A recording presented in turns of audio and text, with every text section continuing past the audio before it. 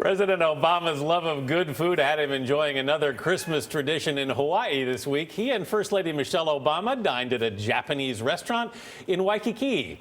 But as senior White House correspondent Bill Plante reports, the president doesn't have to travel to paradise to be called the Foodie In Chief.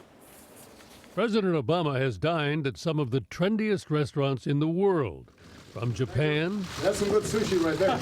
to Martha's Vineyard, to his hometown of Chicago, and his childhood home in Hawaii. And in 6 years in the White House, the first couple has found plenty of reasons to celebrate at some of Washington's top eateries, enjoying the city's best highbrow and lowbrow cuisines. President Obama is eating at far hipper places than any other president in modern history, partly because Washington has hipper restaurants than we've had in a long time, but part of it just has to do with the Obama's taste. They seem to like going out. Washingtonians rarely saw President Obama's predecessor out on the town. As a diner, President Obama is so much cooler than President Bush. President Bush really didn't leave the White House at night very often. He didn't seem to enjoy dining out and dining at hip places the way the Obamas do. Restaurant Nora, a Washington, D.C. fine dining landmark, has hosted the first couple twice, even opening up its special private room in 2010 for Michelle Obama's surprise birthday party. Chef Nora Puyan has owned the restaurant for 35 years. Does he have a food taster?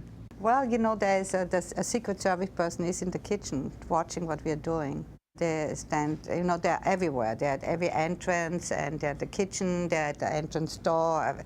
Everybody who comes in the restaurant is checked. And in the kitchen, there's at least one, if not two people who really check.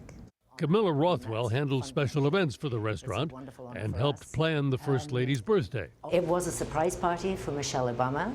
I opened the doors, and her guests and family were hiding out to one side. We raised the lights, and everybody jumped up and said, "Surprise." Rothwell admits that while it's an honor to plan a dinner for the leader of the free world, it can be challenging. When you do get the president coming, or a VIP, the security take up tables. So for a restaurant, it's an expensive business because they have to give up valuable real estate in the restaurant to make sure that the security are seated at tables that have a direct line of view to the president. And they don't order food. They do not order food. Brent Swander spent 6 years planning trips for President George W. Bush and for several White House hopefuls. He says it can take up to a dozen people and days of planning for one presidential night out. The Secret Service will be part of that planning process if we know a few days in advance, but we still limit that footprint, and we certainly do not make any reservations or let the restaurant know that it is the president coming. We keep that very under wraps. For CBS This Morning, this is Bill Plante in Washington.